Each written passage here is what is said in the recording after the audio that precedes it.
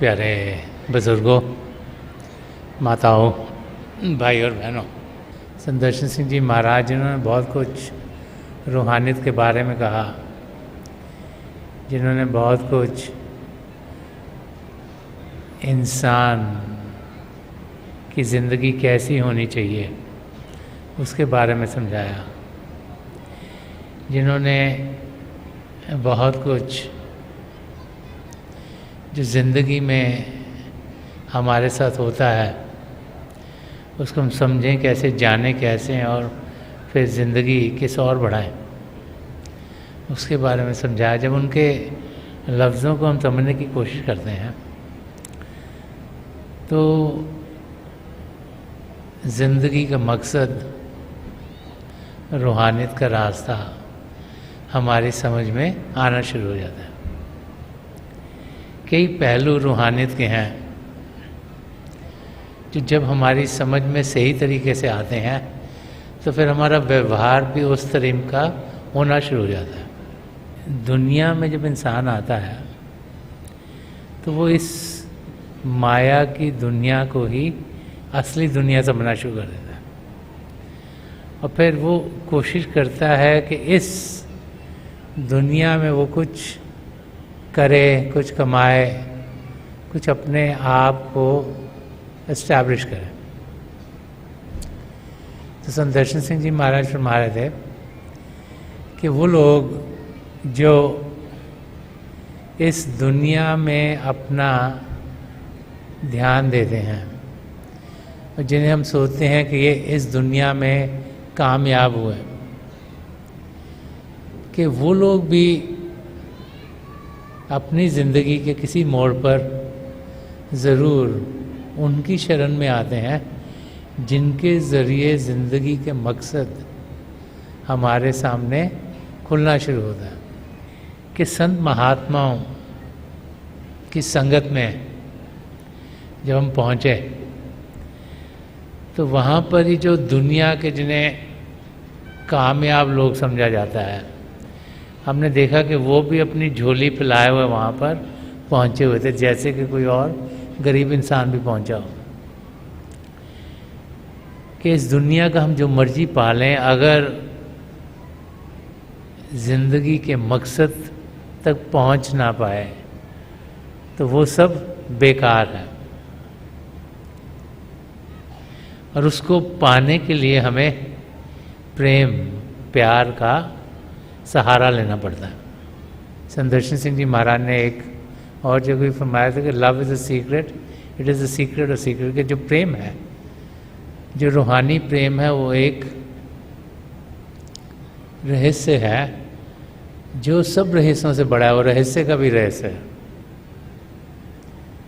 इस शेर में संदर्शन सिंह जी महाराज फरमा रहे हैं कि वो राज जिससे सुलगता रहा है दिल कह दें, वो राज जिससे सुलगता रहा है दिल कह दें, हमारे दिल से अगर कोई राजदार मिले। तो संदर्शन सिंह जी महाराज फरमा रहे हैं कि वो जीव जो रूहानियत के रास्ते को समझ गए हैं, वो जीव जो रूहानियत के रास्ते को पा गए हैं, उन्होंने जो ज़िंदगी के जीने का रहस्य है कि कैसे इंसान जिए, क्या करे इस दुनिया में, किस और हमारा ध्यान हो, वो रहस्य उस इंसान को समझ में आ गया। तो उसको शेयर कैसे करे, उसको बताया किसको? क्योंकि जो दुनिया के लोग हैं उनकी समझ में तो वो आता नहीं। कि समझा रहे हैं कि वो राज जो असलियत को जानने का राज है, वो राज जो पिता परमेश्वर को पाने का राज है, वो उससे शेयर किया जा सकता है जिसको थोड़ी सी रूहानियत की समझ हो। या फरमा रहे हमारे दिल से अगर कोई राजदार मिले, कोई ऐसा मिले जिसका ध्यान भी असलियत की ओर हो, कोई ऐसा मिले जिसकी समझ भी सही हो, उसी के साथ असलियत क्या है वो बांटी जा सकती है। अब अगर बच्चों का एग्जाम्पल लें तो बच्चे अलग अलग उम्रों के होते हैं। जब स्कूल में जाते हैं तो कोई नर्सरी में है, कोई किंडरगार्टन में है, कोई फर्स्ट ग्रेड में है, कोई सेकंड ग्रेड में है, कोई थर्ड ग्रेड में है, कोई 8th में होगा, कोई 9th में होगा, कोई हाई स्कूल में है।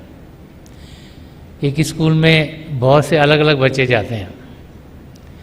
अब हर एक की समझ अलग अलग है। जो नर्सरी में बच्चा जा रहा है उसको अगर हम सोचें कि इसकी समझ वैसी होगी जैसी कि जो 10th ग्रेड में जा रहा है, तो वो नामुमकिन है। अलग अलग एक्सपीरियंसेस के साथ, अलग अलग जानकारी के साथ ही हम अलग अलग स्टेजेस पे पहुँचते हैं। और जो चीज़ हम 10वीं क्लास वाले बच्चे को समझा सकते हैं वो नर्सरी वाले को नहीं समझा सकते। ऐसे ही अगर कॉलेज में जाओ तो कोई वहाँ PhD कर रहा है, मे भी 4-5 साल PhD करते करते हो गए, उसको डिग्री मिलने वाली है। और कोई एकदम कॉलेज में भी आया है, उसने हाई स्कूल पास करा, अभी वो कॉलेज में अभी बैचलर डिग्री लेगा। तो जो समझ उस इंसान की है जो PhD कर रहा है, जिसने बहुत पढ़ाई लिखाई की, बहुत चीज़ों को समझने की कोशिश की, उसकी समझ और जो इंसान अभी कॉलेज में एंटर हुआ है उनकी समझ में बहुत फ़र्क है। तो यहाँ संदर्शन सिंह जी महाराज फरमा रहे हैं कि जिसकी समझ सही है उसी के साथ ये रूहानियत का रास्ता शेयर हो सकता है। दुनिया के लोगों के साथ अगर जिनका ध्यान दुनिया में है, अगर हम रूहानियत की बात करते हैं तो वो सोचते हैं ये पागल हैं, इनकी समझ सही नहीं। अगर वो हमारा बर्ताव देखते हैं तो सोचते हैं ऐसा क्यों कर रहे हैं। लेकिन महापुरुष हमें बार बार यही समझाते हैं कि वो इंसान जिसकी समझ सही हो गई उसका ध्यान फिर पिता परमेश्वर के सिवाय कहीं और जाता नहीं। बार जब भी रूहानियत के बारे में समझाया जाता है तो हमें ये समझाया जाता है कि जब हम उस अवस्था में होते हैं जबकि हमारा सारा ध्यान दुनिया की ओर है, तो एक स्वप्न का मौका है। हम सोते हैं हम जागृत हैं। स्वप्न भी ऐसे होता है, जब ड्रीम आती है, स्वप्न आता है, इंसान को लगता है सब कुछ ठीक हो रहा है। जब तक कोई जो स्वप्न से हमें उठाए नहीं, तब तक उसी किस्म की ज़िंदगी हम जीते रहते हैं। जब हम छोटे होते थे, शायद बच्चों ने भी स्लीपिंग ब्यूटी की कहानी सुनी होगी कि एक स्लीपिंग ब्यूटी थी जो सदा सोती रहती थी, और वैसी ही हालत हम सब की भी होती है। तो जब वो सोती रहती थी तो उसको उठाया कैसे जाए कि जब कोई चार्मिंग प्रिंस उसकी ज़िंदगी में आया तो उसने उस स्लीपिंग ब्यूटी को जगाया ताकि वो जो स्वप्न ले रही थी इतना लंबा वो ख़त्म हो।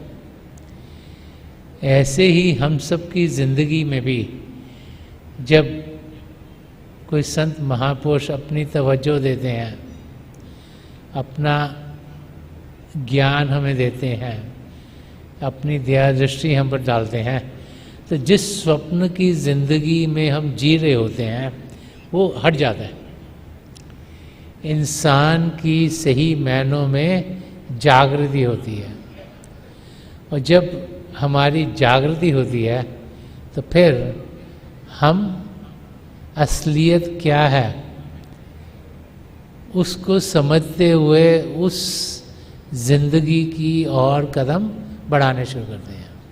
संदर्शन सिंह जी महाराज जिस ज़िंदगी की बात कर रहे हैं वो ज़िंदगी प्रेम की ज़िंदगी है। वो ज़िंदगी रूहानी ज़िंदगी है। जो प्रेम है इसका अनुभव जब जब हमारा ध्यान अलग अलग अरीनाज में होता है, अलग अलग एरियाज में होता है, उसका अनुभव अलग अलग होता है।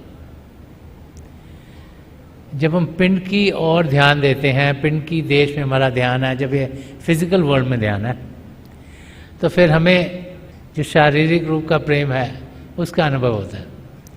जब इससे उठते हैं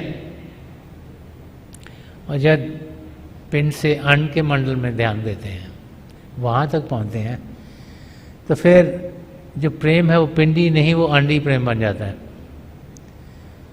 वो प्रेम जो शारीरिक प्रेम से ज़्यादा है, वो प्रेम जो विचारों में, जो संस्कारों में आना शुरू होता है, जब उससे ऊपर उठते हैं और अंड से ब्रह्मांड में पहुंचते हैं, तो फिर हम अपने आप को ब्रह्मांडी प्रेम से घिरा हुआ पाते हैं।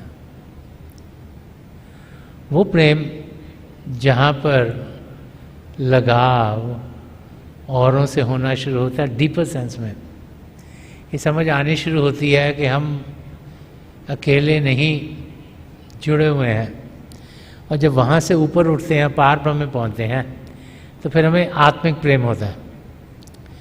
हमें ये अनुभव होता है कि हर एक जीव में आत्मा है और वो आत्मा पिता परमेश्वर का अंश है। तो उस आत्मा से हमें लगाव होना शुरू हो जाता है। उस अवस्था में जाकर, जैसे संत दर्शन सिंह जी महाराज ने एक जगह फरमाया कि गले लगा लो हर इंसान को कि अपना है, चलो तो राह गुजारों में बांटते हुए प्यार। तो वो उस स्टेज पर आता है जबकि हम पार ब्रह्म या जो त्रिलोकी है, पिंड अंड ब्रह्मांड के पार पहुंच जाते हैं, ताकि आत्मिक प्रेम, क्योंकि तब कोई शरीर दिखाई नहीं देता, आत्मा ही आत्मा दिखाई देती है। और जब आत्मा ही आत्मा दिखती है हर एक में, तो उससे लगाव होता है।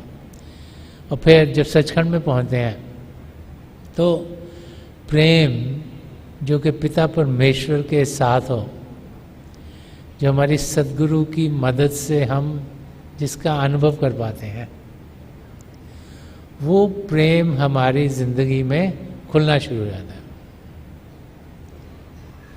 सचखंड के जो हिस्से हैं, आगम माला का नाम ही, उनके ज़रिए हमारे सद्गुरु हमें पिता परमेश्वर में उस प्रेम के ज़रिए लीन करते हैं और हम अपनी मंजिल तक पहुंच जाते हैं।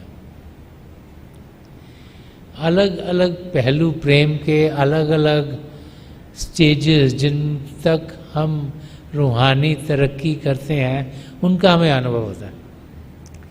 अगर हम शरीर तक ही रह गए तो शारीरिक प्रेम से आगे किसी और प्रेम का हमें अनुभव नहीं होगा।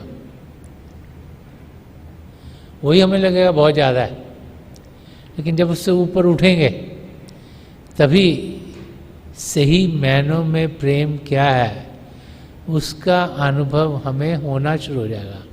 और अगर किसी को जो कि सिर्फ शरीर के बारे में जानते हैं, जो कि सिर्फ इस दुनिया के बारे में जानते हैं, अगर इससे आगे किसी और प्रेम की हम बातचीत करते हैं तो उनकी समझ के दायरे से वो बाहर है और उनको उस प्रेम की कोई जानकारी हो नहीं पाती। तो महापुरुष हमें समझाते हैं कि उस प्रेम की जानकारी पाना बहुत ही ज़रूरी है। और जब उस प्रेम की हम जानकारी पाएंगे तो हम देखेंगे कि हमारा जीने का तरीका खुद ब खुद बदल जाएगा। अब जैसे सत्संग का माहौल है, यहाँ तरह तरह के लोग आते हैं। जैसे स्कूल में अलग अलग स्टेजेस पर बच्चे होते हैं, ऐसे ही अलग अलग स्टेजेस पर हम सब लोग हैं। कोई किंडरगार्टन में है, कोई दूसरी श्रेणी में है, कोई चौथी क्लास में होगा, कोई 6 में है, कोई 8 में है, कोई 10 में है। हो सकता है यूनिवर्सिटी को, कॉलेज का, कोई पीएचडी के भी लोग हों इधर, रूहानी तौर पर। हर एक की समझ अलग अलग है, इस करके हर एक का तौर तरीका यहाँ अलग है। एक वाक़े महापुरुष सत्संगों में सुनाया करते थे कि एक इंसान था, बड़ी भक्ति करता था और बड़ा अच्छा इंसान था, सच्चाई से रहता था, प्यार से रहता था, सबका मददगार था और प्रभु को बहुत याद करता था। तो उन्हें सोचना शुरू कर दिया कि मैं प्रभु का सबसे अच्छा भक्त हूँ। पर जब भी हम प्रेम के रास्ते पर चलते हैं, थोड़ी सी अंदर में खड़मड़ रहती है कि हमसे आगे तो नहीं है और कोई, किसी और को ज़्यादा तो नहीं मिल रहा, कुछ ऐसा है जो कि कोई और पा रहा है, हम पा नहीं रहे। एक हलचल इंसान के अंदर रहती है। तो हालांकि वो बहुत अच्छा भक्त था, उसके अंदर हलचल थी कि कोई मेरे से तो अच्छा नहीं है भक्त। तो एक संत महापुरुष के पास गया और उसने कहा कि देखो मेरी ज़िंदगी ऐसी है, तो आप बताओ कि मैं तो बहुत अच्छा भक्त हूँ, और भी कोई अच्छा है मेरे से? तो संत सदगुरु ने उसको कहा कि हाँ एक है तुमसे भी, जो अच्छा भक्त है। बड़ा वो फिक्र में कि मेरे से अच्छा भक्त कौन हो सकता। तो उन्होंने पूछे कहाँ पर है वो, मैं देखना चाहूँगा कि कौन है जो कि मेरे से भी अच्छा भक्त है। तो महापुरुष ने कहा कि यहाँ चले जाओ, यहाँ पर एक पेड़ तुमको दिखाई देगा, उस पर एक पक्षी बैठा हुआ है, वो प्रभु का सबसे अच्छा भक्त है।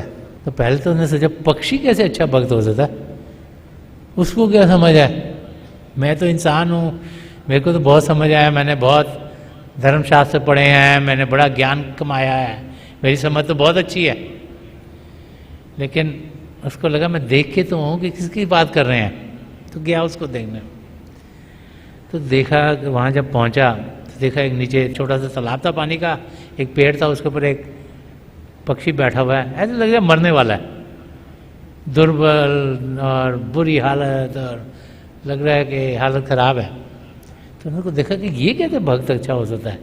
तो बैठा देखता रहा, एक दिन गुजर गया, दूसरा दिन गुजर गया, तीसरा दिन गुजर गया, कई दिन गुजर गए। उसने देखा ये हिलता ही नहीं, यहाँ से एक ही जगह बैठा रहता और ना कुछ खा रहा है ना पी रहा है। तो वो ज़माना ऐसा था इंसान और पक्षी बातचीत कर सकते थे आपस में। तो उसने पक्षी को पूछा कि तू इतने दिनों से बैठा है यहाँ नीचे, पानी तेरे को प्यास नहीं लगती? ये तालाब पानी से भरा हुआ है, तो यहाँ के पानी क्यों नहीं पीता? तो प्यास से लग रहा है तो मरने वाला है। तो पक्षी ने उसको कहा कि मैं एक भी क्षण प्रभु को भूलना नहीं चाहता। जब मैं पानी पीने आऊँगा तो वो समय मेरा ध्यान पानी में जाएगा, और मैं नहीं चाहता कि कोई भी क्षण ऐसा हो जिसमें कि प्रभु की याद मेरे अंदर ना हो। तो कईयों की समझ ऐसी होती है, और जिसकी समझ ऐसी होती है वो दूसरे लोग उसे समझ नहीं पाते। बाकी लोग सोचते हैं कि ये पागल हैं, इनको समझ में सही तरीके से नहीं आ रहा। लेकिन जिसकी समझ सही होगी वो ही अपनी मंजिल तक पहुंचने के लायक होगा। तो प्रभु का प्रेम कैसा है, इसके बारे में कबीर साहब ने बहुत अच्छी तरह फरमाया। वो फरमाते कि जहाँ प्रेम तहाँ नेम नहीं, कि जो रूल्स एंड रेगुलेशंस हैं वो वहाँ चल नहीं पाते जहाँ पर प्रेम है। तहाँ ना बुद्धि व्यवहार, ना ही वहाँ पे दिमाग कम करता है, ना ही वो जो कहते हैं कि आर्टिकुलेट इंसान को होना चाहिए, और जो एटिकेट्स हैं, किसको मिलो तो कैसे मिलो, और बातचीत कैसे करो, और व्यवहार तुम्हारा कैसे हो। तो कह रहे हैं जहाँ प्रेम तहाँ नेम नहीं, कोई ऐसी चीज़ नहीं कि इस बने ये करना है, इस समय ये करना है, उस समय वो करना है, उस समय वो करना है, कि जैसे मिलिट्री रूल है, ऐसा कुछ नहीं। और तहाँ ना बुद्धि व्यवहार, अगर सोचें कि ये दिमाग क्या कह रहा है वो कर लें तो बेकार है, ये कबीर साहब फरमा रहे हैं। और ना ही ये दुनिया के जो नियम है उनकी जानकारी बहुत ज़्यादा होगी तो हम प्रभु के प्रेम को जान पाएंगे। वो फरमा रहे हैं आगे कि प्रेम मगन जब मन भया, कि जब हमारे अंदर प्रभु का प्रेम सही तरीके से जागृत हो गया तब कौन गिने तिथिवार। फरमा रहे हैं उस वक़्त दिन क्या है, टाइम क्या है, वार कौन सा है, उसको कोई ध्यान इंसान को नहीं होता। क्यों? क्योंकि उसके लिए तो एक ही समय है, वो समय है अपने प्रीतम से मिलना, सदगुरु से मिलना, बाकी सब बेकार है। अगर वो नहीं हुआ तो और सब कुछ बेकार है। एक जगह और इस प्यार की बातचीत संदर्शन सिंह जी महाराज कर रहे हैं। वो फरमा रहे हैं कि कैसे ये जो प्रभु को पाने का रास्ता है इसमें इंसान की तलब और बढ़ती जाती है और बढ़ती जाती है और बढ़ती जाती है। तो फरमा रहे हैं कि उम्मीद थी जिनसे कि बुझाएंगे मेरी प्यास, वो और भी कुछ प्यास को भड़का के चले हैं। कि एक सच्चा जो शिष्य है उसकी प्यास कभी ख़त्म नहीं होती और जब तक बढ़ेगी नहीं तब तक वो अपनी मंजिल तक नहीं पहुंचेगा। इसीलिए जो विरह का एक रोल है रूहानी रास्ते में वो बड़ा इंपॉर्टेंट है।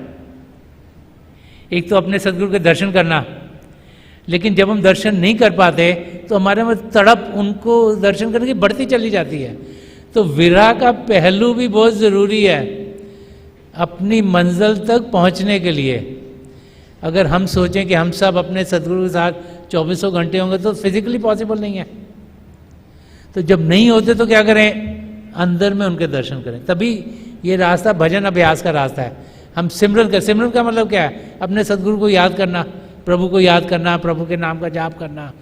इन रियलिटी क्या है कि प्रभु को याद करें, अपने सदगुरु को याद करें। सो अटेंशन हमारी पिता परमेश्वर पर होनी बड़ी ज़रूरी है, चाहे हम उनके नज़दीक हों चाहे ना हों। तो हम जब तक हमारी प्यास बढ़ती नहीं जाएगी, बढ़ती नहीं जाएगी, अपनी मंजिल तक नहीं पहुंचेंगे। अगर प्यास बढ़ेगी तभी हम पिंड से अंड में पहुंच सकेंगे, और प्यास बढ़ेगी अंड से ब्रह्मांड में पहुंच सकेंगे, और प्यास बढ़ेगी ब्रह्मांड से पारब्रह्म में पहुंचेंगे, और प्यास बढ़ेगी तभी सचखंड में पहुंचेंगे। वो ख़त्म तब होगी जब हम सचखंड में पहुंच के अपने सदगुरु की मदद से अपनी आत्मा का मिलाप परमात्मा में कर रहेंगे। जब तक वो मिलाप नहीं होगा तड़प बढ़ती चली जाएगी, बढ़ती चली जाएगी, बढ़ती जाएगी, ये प्यास बढ़ती चली जाएगी। वही संदर्शन सिंह जी महाराज फरमा रहे हैं कि उम्मीद थी जिनसे कि बुझाएंगे मेरी प्यास, कि हम अपने सदगुरु के पास जाते हैं शायद मेरी ये प्रेम की प्यास बुझ जाए, कि वो और भी कुछ प्यास को भड़का के चलें। ये आम इंसान नहीं समझ सकता। उस वक्त सदगुरु के पास गए तो मेरी तकलीफ़ें दूर क्यों नहीं हुई, मेरी प्रॉब्लम हटी क्यों नहीं, मेरी प्यास बुझी क्यों नहीं। ये रीज़न है कि वो चाह रहे हैं हमारी प्यास और बढ़े, तकलीफ़ों में हमें मदद होती है, जो कर्म हमारे कटने हैं उसमें हमें मदद मिलती है ताकि हम आसानी से अपनी मंजिल की ओर बढ़ पाएँ। अगर वो सारे कटेंगे नहीं तो हम फिर बार बार बार यहाँ वापस आते रहेंगे और वो प्यास को बढ़ाते रहते हैं और बढ़ाते हैं और बढ़ाते हैं और बढ़ाते हैं ताकि हम अंदर की दुनिया में जा सकें और हमारी आत्मा सचखंड में पहुंचकर पिता परमेश्वर में लीन हो। उनका पर्पस ही यही है, उनका काम ही यही है कि हमारी आत्मा का मिलाप परमात्मा से कराएं, और उनका कोई काम नहीं है। बाहरी रूप से हम उनको और बड़े रूपों में देखते हैं, लेकिन मेन उनका जो काम है वो ये है कि जितनी भी आत्माएं हैं जो प्रभु ने उनको के हिस्से में डाल दी, कि वो पिता परमेश्वर में जाकर उनको जुड़वाएं, उनको मिलवाएं, और जो कुछ भी चाहिए वहाँ तक पहुँचने के लिए उस और ही उनका ध्यान रहता है। इसीलिए आपने देखा होगा संदर्शन सिंह जी महाराज किसी को यहाँ पे पुचकार देते थे, किसी को बैक पे पुचकार देते थे, किसी को प्रेम से बातचीत करते थे, किसी को निगाहों से प्रेम देते थे, और हम सब यही सोचते थे कि वो हम सबसे ज़्यादा प्रेम करते हैं, कि उन्होंने वो हमारे अंदर क्रिएट करा के हम सब से वो सबसे ज़्यादा प्रेम करते हैं ताकि हम उनके प्रेम को पकड़कर पिता परमेश्वर को पा सकें। एक जगह और उन्होंने समझाया कि प्रेम रियली में है क्या, कि राज ये मुझ पे आशकारा है, कि जो ये रहस्य है, ये क्या है, प्रेम क्या है, उसकी मुझे समझ आई है कि इस शबनम नहीं शरारा। शबनम होती है जो बूंद सुबह आती है, पानी की बूंद घास के ऊपर, जैसे सूर्य निकलता है वो ड्राई अप हो जाती है। कह रहे हैं ये वो बूंद नहीं है जो कि ड्राई अप हो जाएगी, ये पानी नहीं है, ये क्या है, ये शरारा है। शरारा क्या होता है कि ये आग की एक लपट है। आग क्या करती है कि हर एक को अपने आप में मिला लेती है, कि और आग के साथ क्या है, रोशनी है, इनलाइटनमेंट। कि जो इश्क है वो पानी नहीं है जो कि काम करेगा, कूल करेगा। इश्क क्या है, आग है जिसकी लपटें हैं, कि यहाँ पर एक लपट, एक वहाँ पर लपट, एक वहाँ पर लपट है, वहाँ पर लपट, ताकि उन लपटों के अंदर हम अपनी मंजिल तक पहुँच जाएं, कि हम खाक हो जाएं, हम अपनी ईगो को कंट्रोल कर पाएं, ताकि हम ये जानें कि हम किस अवस्था में रैली में हैं। जब तक इंसान के अंदर हुमे होती है, ईगो होती है, जब तक सोचता है मेरे करके कुछ हो रहा है, मैंने ये कर दिया, मैंने ये कर दिया, मैंने ये कर दिया, तब तक वो कभी अपनी मंजिल तक नहीं पहुंच सकता। तो आग क्या है कि हर एक को एक कर देती है, जो कुछ भी उस आग में आता है उसको बराबर कर देती है। और जहाँ लाइट हो, आग होगी वहीं लाइट होगी, जहाँ क्षमा होगी वहीं परवाने होंगे। और जब तक वो आग हमारे अंदर लगेगी नहीं सही तरीके से, तब तक हम अपनी मंजिल तक पहुंचेंगे नहीं। तो जो प्रेम है, जो इश्क है, वो संदर्शन सिंह जी महाराज फरमा रहे हैं कि इस शबनम नहीं शरारा है, कि ये आग की लपटें हैं जो कि हमें पिता परमेश्वर के साथ एक में कर देती हैं, और इसीलिए हमारे अंदर हलचल हलचल हलचल रहती है।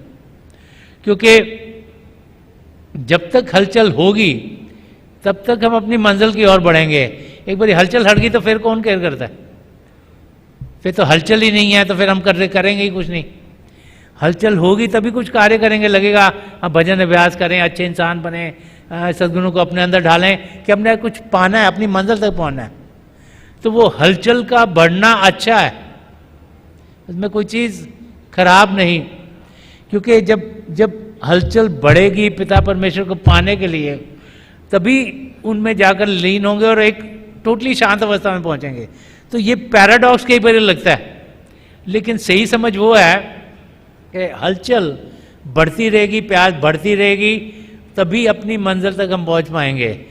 मेरी पिता परमेश्वर के चरण कमलों में जो पिछली सेंचुरी के महापुरुष हजूर बाबा सावन सिंह जी महाराज, परम संत कृपाल सिंह जी महाराज और दयालपुर संदर्शन सिंह जी महाराज के चरण कमलों में यही प्रार्थना है कि जो सच्चा प्रेम है उसकी जागृति वो हम सबके अंदर कर दें। हम पिता परमेश्वर से पूरे तरीके से प्रेम करें, हम अपने सद्गुरु से पूरे तरीके से प्रेम करें।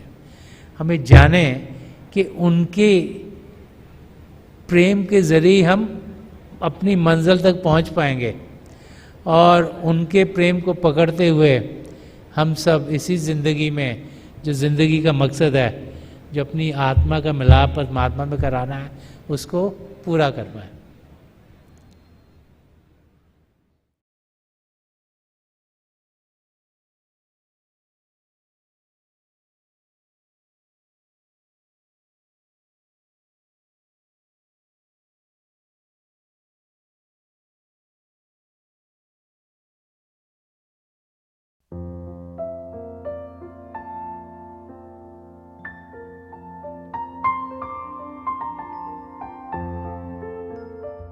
तो थोड़ी देर के लिए हम सब अभ्यास के लिए बैठ जाएं। आप जहाँ भी बैठे हैं आराम से बैठिएगा, अपनी आंखें बंद कर लीजिएगा। ये जो आई बॉल्स आँखों के देने सीधे सामने फोकस हो, जैसे 8-10 सामने आप फोकस हो। आंखें बंद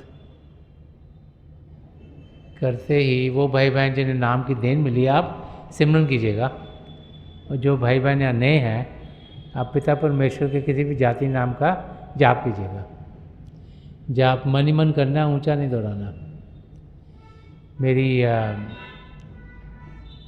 प्रभु के चरण कमलों में, और जो पिछली सेंचुरी के महापुरुष हैं हजूर बाबा सावन सिंह जी महाराज, परम संत कृपाल सिंह जी महाराज और दयालपुर संदर्शन सिंह जी महाराज के चरण कमलों में यही प्रार्थना है कि जो जो हम सबके लिए बेहतर हो ये महापुरुष हमें दें, हमें सबके साथ जोड़ें और हमारे भीतर प्रभु की ज्योत के हमें दर्शन करवाएं। थोड़ी देर में मैं आपको इस बैठक से उठाऊंगा और मेरी शुभकामनाएं आप सबके साथ हैं।